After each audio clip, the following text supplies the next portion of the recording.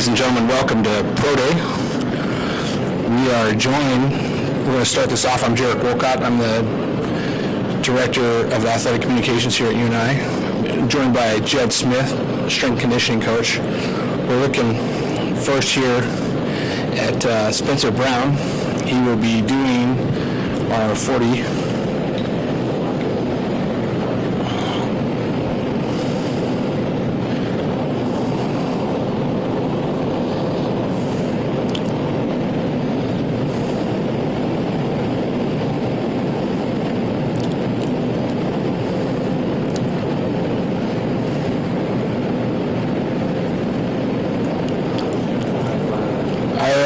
Looks like we had about a 4.95.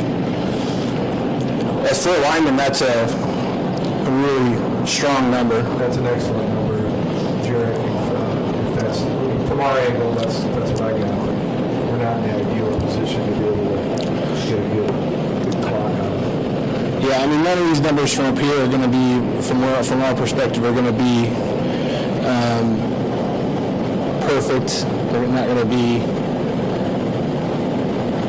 official by any means, but we're going to do our best to get some closer numbers as things go. Moving on to Addison Smith. Elerson had a crazy 41.5 inches. 41.5 inch vertical. I think that's an inch off the D line record.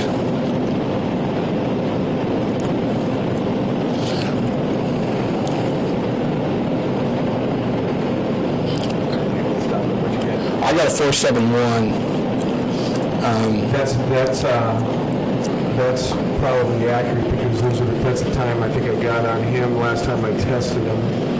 I'm looking at his 40 time. Yeah, we're right around there. So again, another strong number there. You look at a bench press of 26 for him just a few minutes ago, and that vertical leap was unreal. I mean, when you look at, he could have hit the ceiling there. We're going to move on to Trevor Allen. Now, the other three guys are three guys that graduated 2019, looking for their shot to get back. They did not have a pro day last year.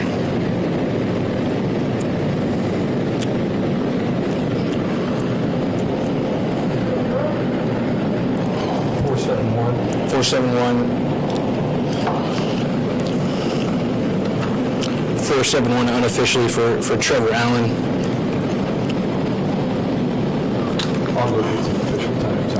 And yeah, we're going to confirm these times later. Again, Trevor Allen, running back, graduate last year, had a strong season for the Panthers, but again, no opportunity to really show what he could do in a pro day setting.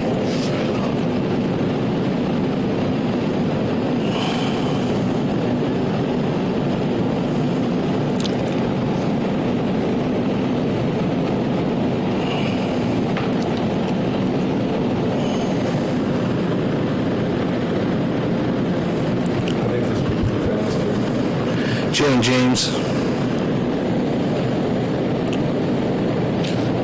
Just a long gait. I mean, Jalen has all that. 4.47 on him. I mean, I think he's right around 4.5 kid. I know we had an electronic time on him here at UNI, and that's a handheld that I just hit him with. But I know electronic time, if I look at our best time on Jalen, was a 4.58 electronic, so handheld would be a little quicker, so that's probably accurate. And he's got just that long. You look at his gait, you look at his measurables, and he's one of those guys. Jackson Scott Brown, big fella here, getting going. 5.22, that'd be a good time for Jackson. Again, these time unofficial. Jackson hit 36 reps on bench in the weight room for the 225 rep out, which was excellent. Actually, the guys did a great job. I don't know if, Jared, if you've got a chance to talk a little bit about some of their scores. Just going here, we just started, so not a lot into it, but strong performances so far across the board for these guys. Yeah, Elerson had 26 reps on the bench press. Jackson, 36, like I explained earlier. Jalen James, 20 reps, which is excellent for him. Spencer Brown had 29. They took a few away from him because he didn't lock his elbows out. And Trevor Allen had 19. All of those guys performed real well there. The vertical jumps, very impressive on all the guys. Like we'd said before, Addison Smithson, 41.5. Jackson Scott Brown jumping 29-inch vertical. That's excellent for a big guy like that. Jalen James, 34.5. Spencer Brown, 30.5. And then Trevor Allen got 33.5. Trevor. These guys have been working their tails off. The three, obviously Spencer and Elerson for the past year have been working really hard, but the other two have been, haven't played, graduated 2019, didn't get a shot. Spencer up again for his second. I wasn't able to get it on there. Well, didn't really get that. Again, we're kind of at an awkward angle here. These scouts are going to have their own times, and we're going to try to get a little more official from somebody on the ground down there. And I'm using a cell phone. I should have brought a stopwatch, so when I'm missing it, it's because I'm watching and my thumb misses the little icon.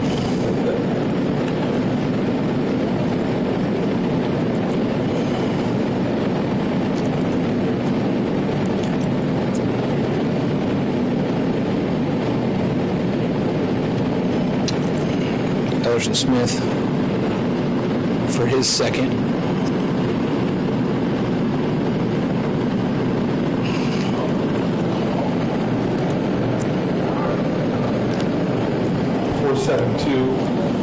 Again, it's about where he's at.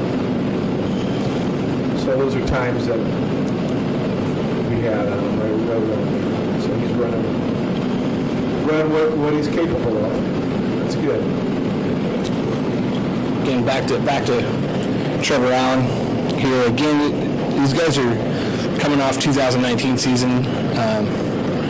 Graduated, never had a chance for a pro day with all the COVID restrictions. Really getting an opportunity here with these other guys here. Got about a 4.8 down him on that one. So a strong run for that running back position. Again, these guys are, you look at the scouts in the stands, we have a record 40, you said 44 NFL personnel here. I counted, did head count 45 NFL personnel. When you have two guys that are, obviously combine guys, in Elerson and Spencer, those guys are going to bring the scouts in. And so it also provides a good opportunity for these other three guys that didn't get a chance last year and get an opportunity for every NFL team to see them. And you can't ask for more if you're Jackson or Trevor, Jalen. That's outstanding. Now, Joe, tell me a little bit about what these guys did over the summer. Obviously the world kind of ended in March, and then they had the whole summer to really focus on improving themselves. And if you look at 4.57 by the way for Jalen, so he's running really well today.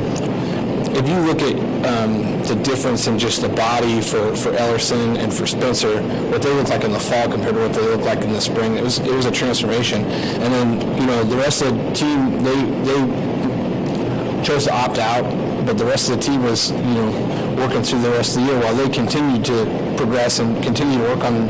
Yeah, these guys prepared, which they do all year round. We work really hard to get our guys ready to play for Coach Farley. And I'll tell you, these guys looked amazing when they came into the fall ball. That was a 5.10. I got on Jackson, by the way. That's really good. That's really fast for a big horse like that. So, anyways, these guys worked so hard for their senior years, and all these Elerson, great kid, Spencer, great kid. These guys do everything you ask. And then they got their season cut from them. So they had got to be, honestly, Spencer Brown got up to a 500-pound bench press. getting ready for this season, which he broke the offensive line bench press record, here this summer, getting ready to play ball. I mean, these guys are strong. Spencer had a 600-pound squat, 360-pound clean. You talk about Elerson. Elerson's numbers are outstanding. A 395-pound clean, which is just shy of a D-line record, which is held by Ben Boothby.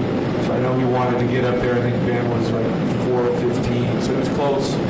Elerson squats about 550 pounds, bench press about 385. So these guys had great numbers in the weight room, and speed-wise, these guys were looking outstanding, and then they got their season cut. So Elerson and Spencer, they didn't want to risk, because they kind of knew that they were draftable prospects, which they absolutely are. They didn't really want to play in the spring, and then risk getting hurt, which you really can't blame them. If they're playing football right now, they wouldn't have the opportunity that they have right now. So the guys continued to work. Spencer went out and worked out in California with his agent and his agent's facility, and Elerson went up to the Twin Cities, and they just continued to work on their craft, and now they're here today. But it's tough, Jared, because when you think about it, then you had Briley Moore who was in their class. Briley Moore ran in the 4.6s at his pro day. And I'm just going to say, you had the best offensive tackle in the FCS right there in Spencer Brown, one of the best all around in FBS. Elerson, again, best in the FCS as a DN, and one of the best in the entire country if you're looking at guys that are going to be coming out. And then you got Briley Moore as a tight end who, you're going to say he's the best in the FCS and one of the top ones coming out of the country. So your little UNI out in Cedar Falls, Iowa, you got three of the best football prospects in the entire NFL, and they didn't get to play their senior year here at UNI. So it's unfortunate, but it's also fortunate for us because that just says a lot about our program here, our coaching staff, Coach Farley, and that football staff that goes out and gets these kids. Spencer Brown came in at about 220 pounds, and they saw an athlete there. They saw a kid who came out of 8-man football who bend and move, and looked like a basketball player. Coach Jake would have recruited him probably and he was a basketball player. And they saw somebody that could end up being that. And so, you got to have a vision to be able to see something. And if you look at the picture of Spencer, it's laughable, and Elerson, laughable. And I know I sent you some of those pictures. So those coaches can see stuff in these guys, and they send them to us in strength and conditioning, and we got to work on developing them. So Elerson came in at 190 pounds, and I don't think he'd ever seen a weight room before. I don't know that Spencer had been in them too often as well. But they responded well, and I'll tell you what, I love the guys that football coaching staff finds. It makes my job easy because they're hard-working, grinding kids. They do what you say, and they get after it. We don't have kids that ever complain or whine. That was pretty much with all our sports around here. I love how we recruit here at UNI. They get a blue-collar kid that's got a chip on their shoulder, and it makes it easy. To work and develop them. So.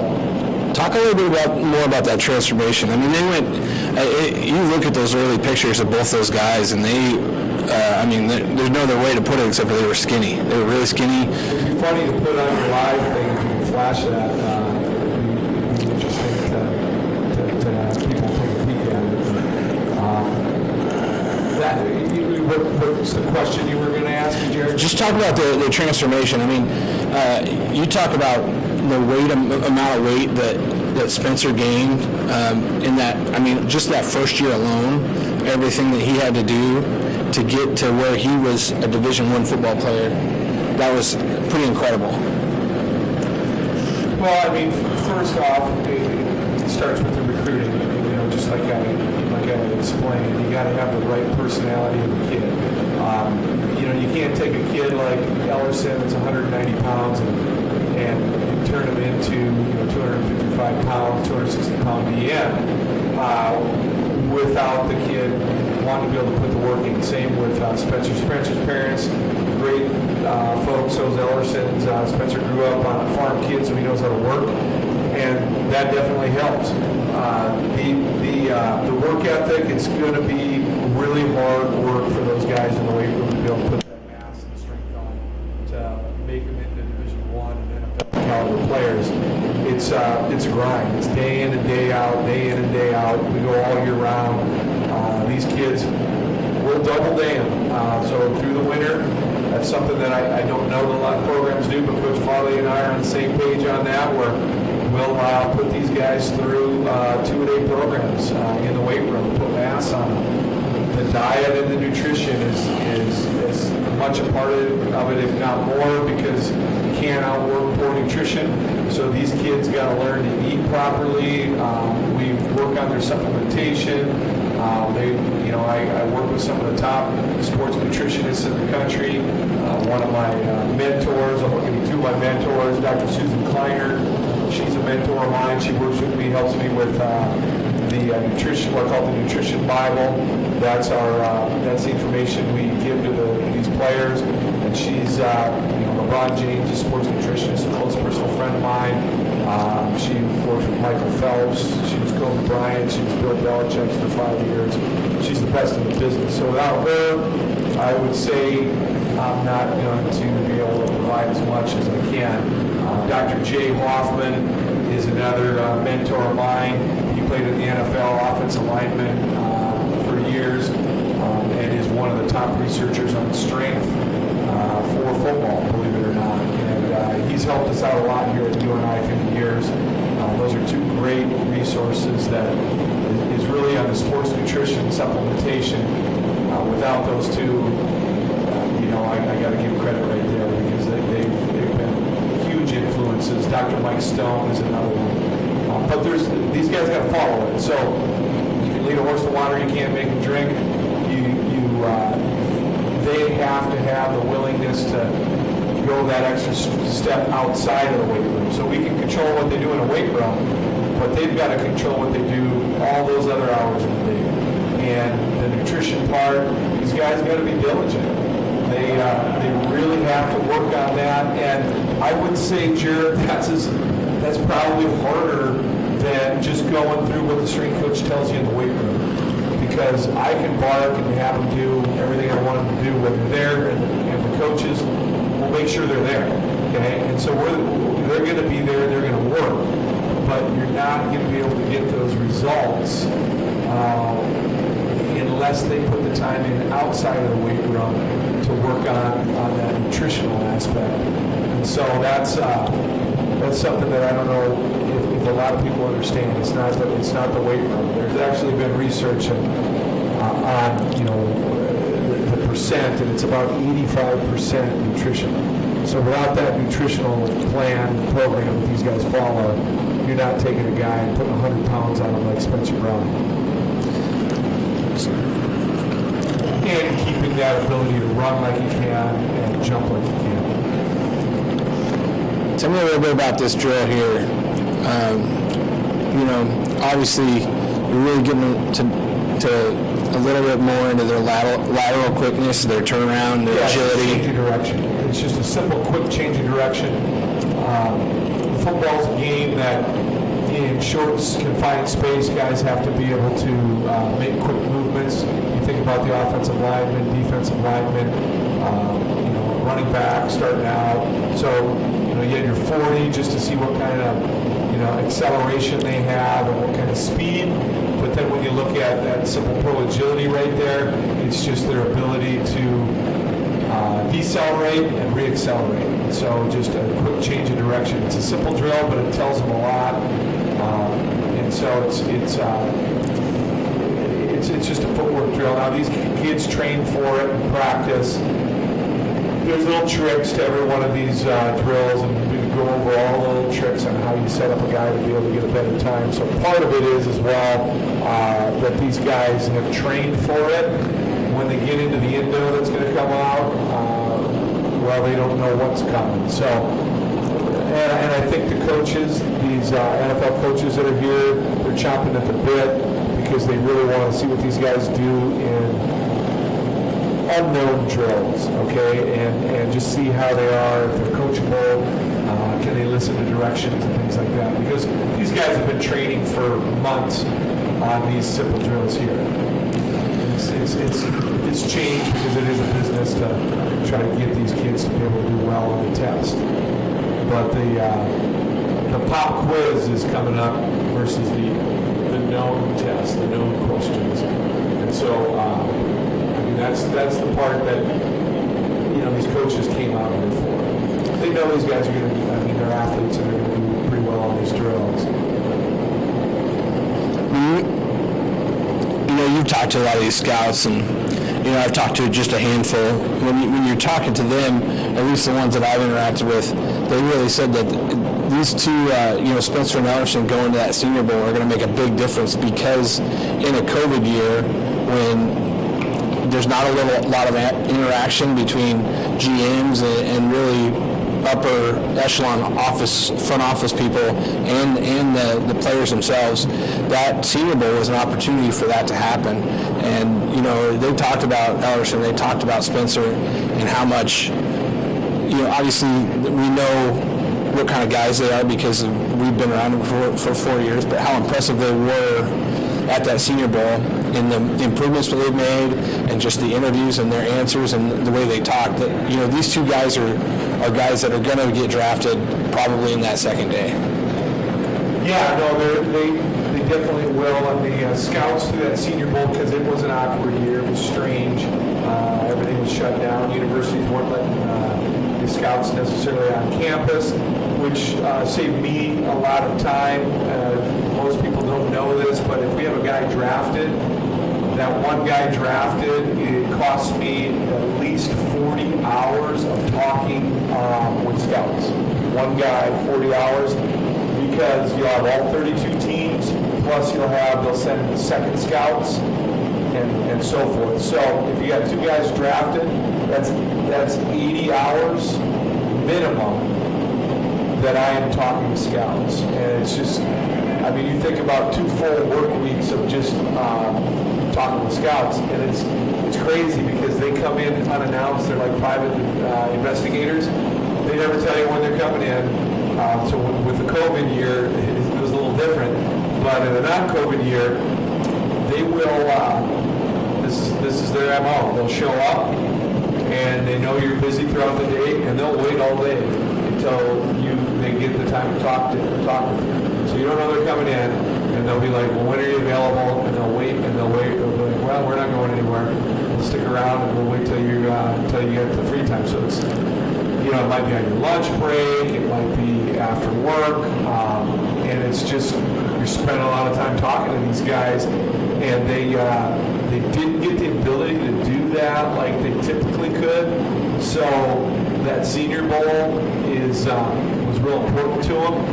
And to get out and try to talk to these guys at the Senior Bowl, which they went and did, and try to get the scoop on them, to learn about their personalities and so forth, because it was a lot more difficult this year for the scouts to get access to coaches and the trainers and so forth. So, it's just a unique year. And I'm not complaining now because that did save me a little bit of time.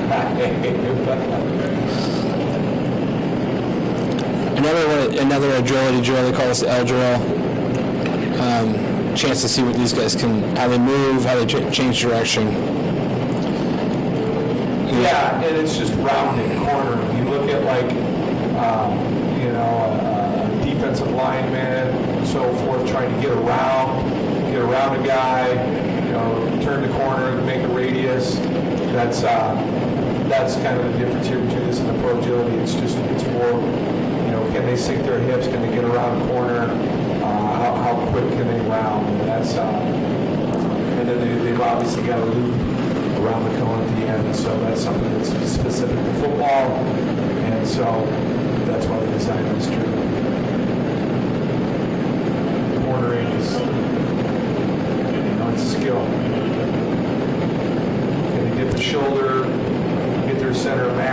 inside, low, keep their balance.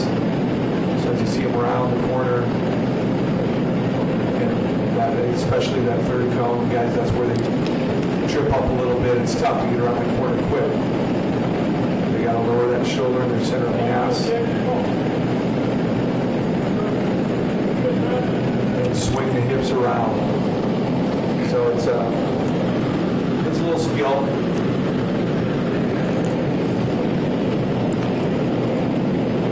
But we're coming up here real quickly to, I think, you know, to be honest with you, Jared, the biggest things that they're going to look at is a vertical jump of 40, and they'll take a peek, but that, I mean, that's, these drills here, you know, they'll look at the numbers, but if they see that the kid's explosive, has some speed, and then the endo drills, that's going to be the main thing. So when they're going to watch their football-specific movements here, and they're going to tell me these guys have no idea what's coming, and then they're also going to test them on their ability to take coaching.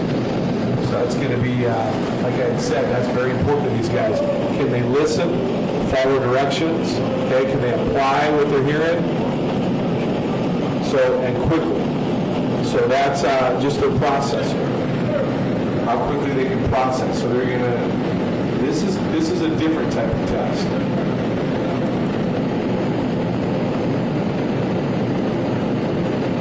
And I always feel like,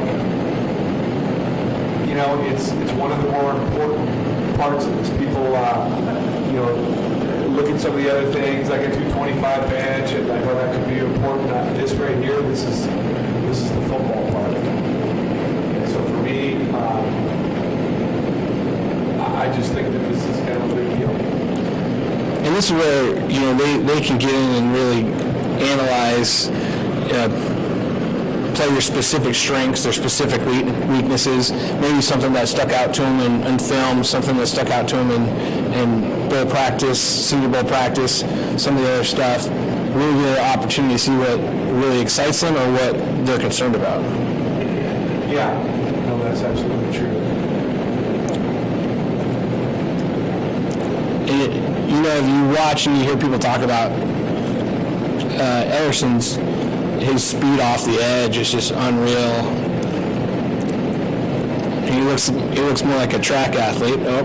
Well, I mean, that vertical jump showed that 41.5-inch vertical. He's explosive, but you look at his clean, and he's, you know, he almost, you know, was breaking the record here at UNI for an athlete in the clean, which is an explosive exercise in the weight room, and it's really the only exercise you do in the weight room that trains that rate of force development like that, where it's just quick, explosive, like you're coming out of your stance, and it's how quickly you can generate, you know, that force, that power. And so if you look at Elerson being up there right around a 400-pound clean and being as tall as he is, the guy who had the record, you know, that he was going for was Ben Boothby, who was about 7 inches shorter. And so that's real impressive for Elerson being as tall as he is and to be able to generate that force like that. So he. It doesn't surprise me. Anybody who can clean that kind of weight is going to be able to get off the ball just rapid. I mean, and so that's where the edge is coming. You know, him and the guy across from him, you know, his reaction and his ability to, you know, put force into the ground so fast that propels him. That's what makes him special. So, and you know, Ben Boothby was a hell of a D lineman for us, and that was, that's the only other D lineman that was up there at that, generating that kind of force in a lift like a clean. You know, like I said, Ben was 7 inches shorter. Makes him a little bit different of an animal because he is so long, very long. See, and you look at Elerson's numbers. His last year, he just exploded. Was the preseason player of the year going into this season before the fall was canceled. Preseason FCS Defensive Player of the Year by Phil Steele. So he's a guy that has really impressed a lot of people. He's all over our record books despite missing his senior season. So he really had that junior year was pretty special, and it really turned a lot of heads. And then you look at his physical abilities and his measurables, it's interesting because they don't really, defensive linemen, defensive ends don't look like they did 15 years ago. They are, a completely different animal. Yeah, I mean, it's evolution of sport, so, and it's just little fringe methods that keep evolving and allowing guys to just get a little bit better and keep getting improvement. It's just how sport is. So we're always looking for a competitive advantage, and things evolve. So and that's where the diet, nutrition, training methods come into play. So you're always trying to stay abreast of what's happening and what the research says. You're trying to use empirical evidence to guide your practices and put a best practice in place. So you can help these guys to continue to improve. So, but these are and minus a couple of the other players that left, Chris Kalorovec and Xavier Williams, Briley Moore. These guys, he had 5 NFL players, and which is crazy. 5 guys that are, potential, draftable guys that aren't on this team right now. And I would say, I don't think we ever had 5 guys that were that caliber right there. And then COVID was really hard on UNI. It's hard on everyone, but I mean we had a really good group of athletes that just didn't get a chance to play on that field. Yeah, it is. I mean, obviously disappointing with where the team's at right now. I think you look at that defense is still an elite defense. Offense and you're missing Xavier Williams, Chris Kalorovec, and Addison Smithson, 3 good top defensive players on that team. You're missing 3 All-Americans, and then you look at Bryce Fager going down with an injury. So you're missing 4 guys that are All-American caliber, and they're still one of the best defenses in the country. It speaks to some of the recruiting that's been done over the last few years, the development by the strength and conditioning staff, and just the coaching by under Coach Farley and Coach Johnson and everything that they've done.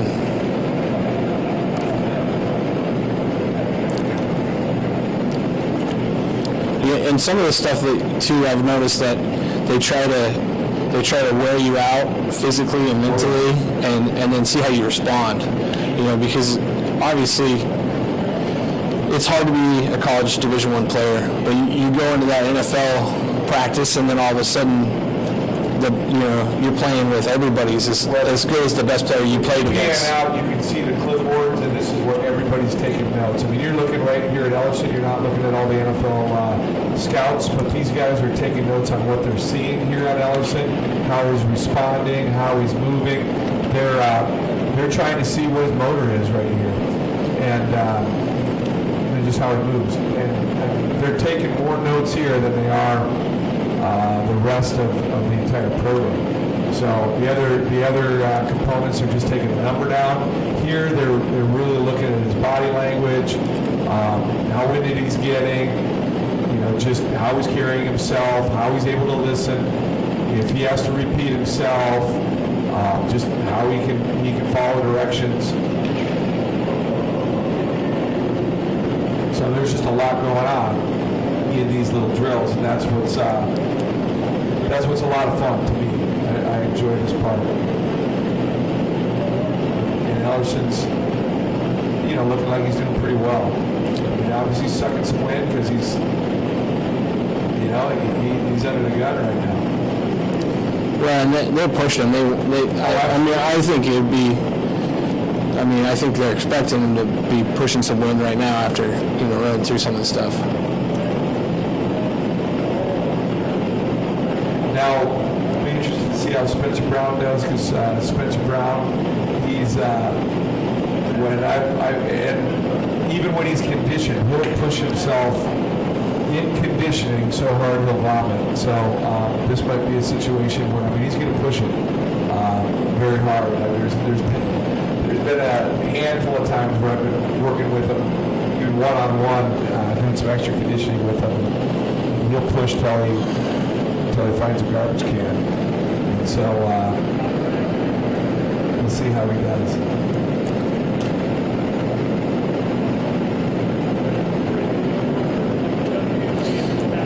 So, and they're pushing, hopefully, or they're trying to get him into places where he's never been, try to put him in a drill that he's never seen before. Yeah. I mean, that's part of it. That's part of the jerk, is they can try to confuse you a little bit. They just want you to be able to respond to whatever the command is. A command response, that's what they're looking for. Boom, do it. Boom, do it. Boom, do it. Okay? And so it's, see, can you follow directions? We told you how to do this. Are you paying attention? Okay? And that's a big chunk of this. Is here's the drill. This is what we want you to do. Now pull it off.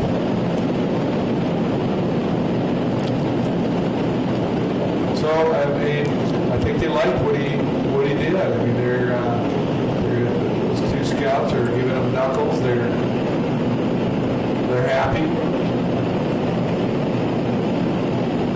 He's gassed.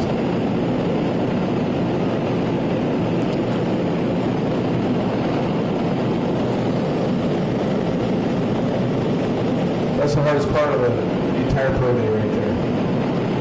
Now we'll see how these guys do. Spencer and Jackson.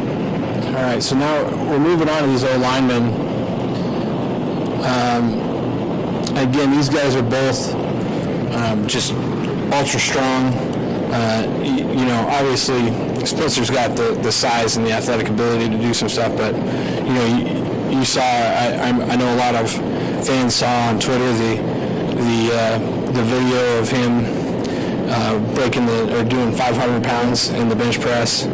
So he just moves. He's got speed, strength, size. I mean, they just don't make. They don't make very many humans that look like Spencer Brown. No, I haven't seen one come through here. We've never had one of that height and that athleticism.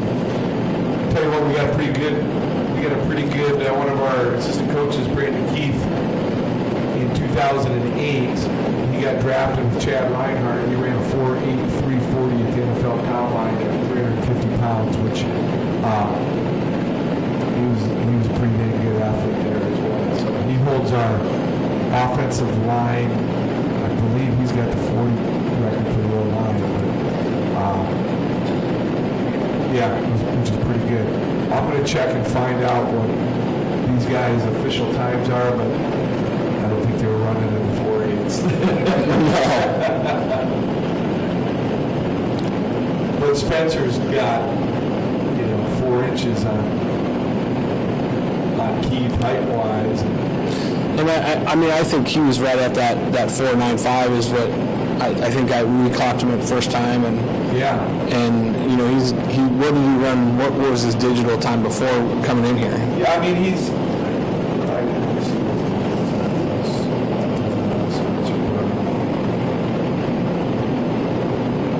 I got a 4.2 digital, that's electronic. So we were,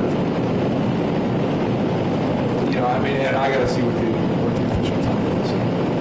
I was thinking he was going to be around a 5 flat. Yeah, I mean, we're gonna have to look at. And if he runs a 5 flat, that's fast. Yeah. I mean, it just is. But for a guy that size. definitely fast enough.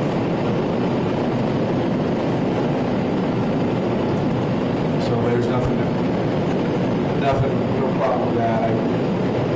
I believe, if I remember right, Chad Reinhardt, when he got drafted by the Redskins, he was right around 5'1".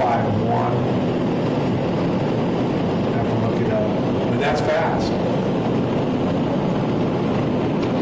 Hey, Tom Brady, 20 years ago, ran a 5'3". So all our guys are faster than Tom Brady.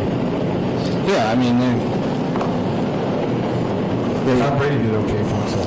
they also looked better with their shirt off than he did when he was when he was a rookie. 6% body fat, and I'm sure our guys are lower than that too. So.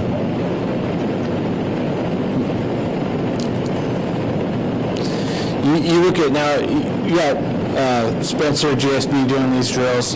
Jackson Scott Brown, 48 consecutive starts for us. That doesn't happen a lot in Division I football. I mean, he's just a tough dude. Character guy. Yeah, he's got great leadership ability. He's everything you want, in a UNI Panther right there. I mean, he's not afraid to say what needs to be said when it needs to be said.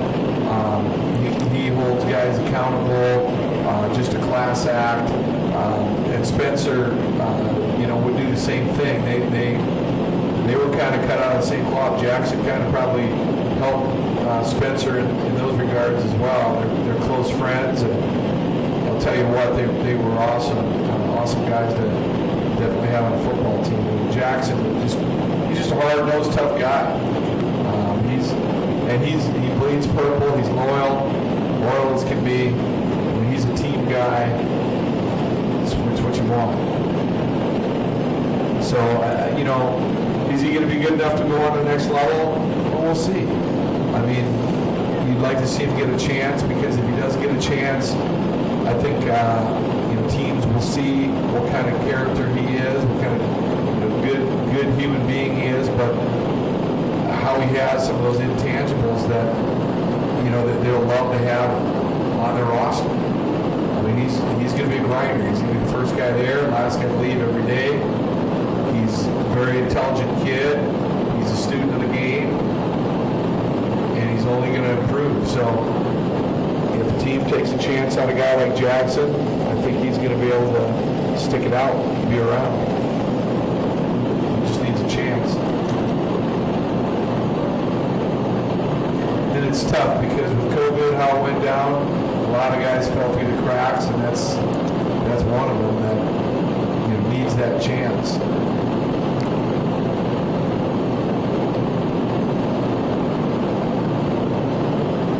Again, they're trying to test these guys mentally, physically, everything on this thing, making sure they're doing everything right, doing everything the first time they tell them. They don't make mistakes. These are all things that they're trying to get across. Both these two guys are very intelligent. They're not going to have any trouble. Jackson's a grizzly bear there. He's not going to wear out. He's got a motor. Jackson has a motor, and so does Spencer. I mean, they'll go. And I'll tell you what, I like how these guys, it doesn't look like it's phasing them.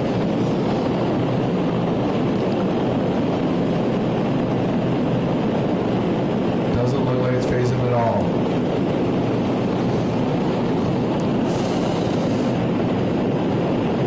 Going back to, the weight room, some of the two things we did there, man, the audible gasp when Elerson jumped, and Spencer jumped 31 and a half, which for a 320-pound offensive lineman, that's excellent. That's excellent. And he comes, and then Elerson comes up with a 41 and a half, an extra 10 inches, but he's literally would have touched the ceiling if they didn't kind of move it to a spot where there's a little bit of a gap there. You know what he told me? His goal was to touch the ceiling. And he would have touched the ceiling and plus some if he would have.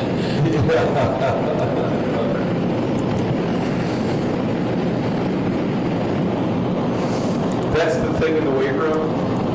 It's been going for a long time, but there's all these players, they want to touch that ceiling. They want to, get to the point where they can touch that ceiling. And we've had players like Singfield, Doris Fountain, Jalen James. Those guys. That's Isaiah Weston. It's kind of, there's fingerprints up in there, and that's kind of a badge of honor that you were able to touch that ceiling. And it's through the years that's always been the goal. Since I've been here, the kids want to touch the ceiling in the weight room. If they can jump high enough to touch that ceiling, and I never did put a tape measure up to find out how high that was. It's just, who can touch it? Who can touch it?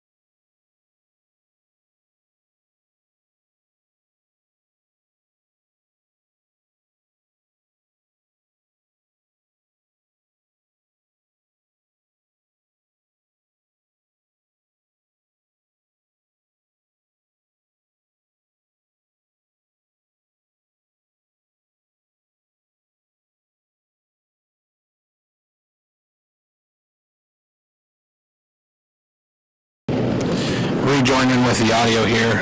Again, just running through right now offensive line drills, doing some different things, running these guys through the ringer a little bit, pushing them a little bit, seeing a few different things here. Anything from kind of pass blocking drills to continuing to test their agility, doing some different things, how they look, moving and jumping and continuing to look at their athletic ability. JSB, Jackson Scott Brown, again graduated 2019 after the season. Spencer Brown moving, opting out this year because the season was moved to the spring for the FCS level. But Spencer Brown did go to the Senior Bowl, really improved throughout the week and showed some good things here. You see some different coaches taking the lead on different drills, different teams. All representatives, all 32 teams are here this weekend, and over about 45 total NFL personnel in the building today to check these guys out, see what they're doing. Again, for Spencer Brown and for Elerson Smith, they were combine invites, so this is their portion of the NFL combine.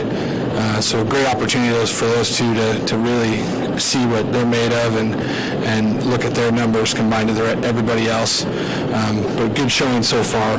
Spencer, 30 reps on the bench press, 31 and a half on the vertical jump, somewhere around that 4.95 mark on the 40.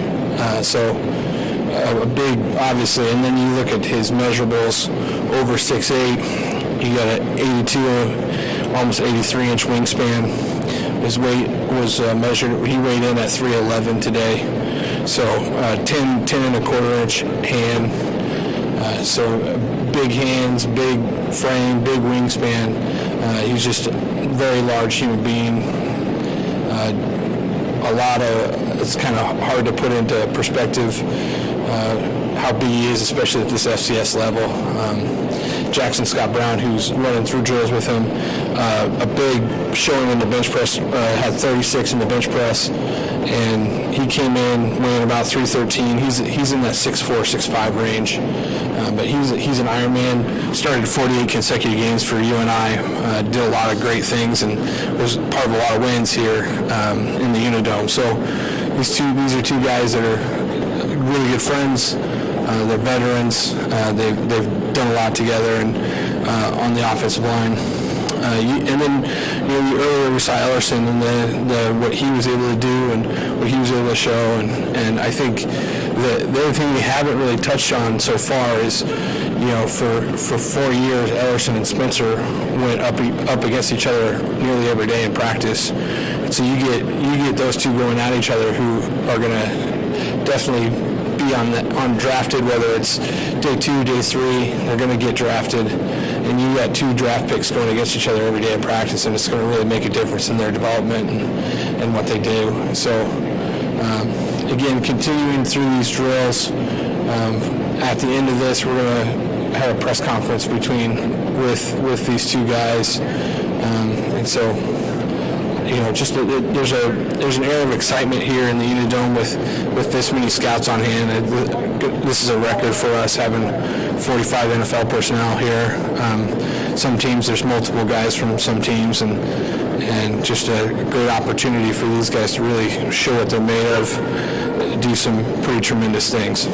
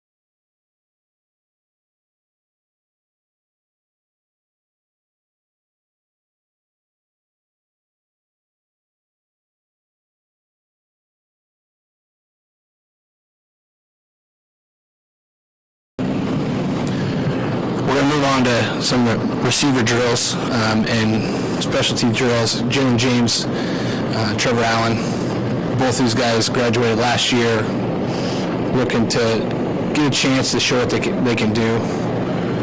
Both these guys, physically, Jalen is, a big kid. He's coming in nearly 6'3", 32-inch arms.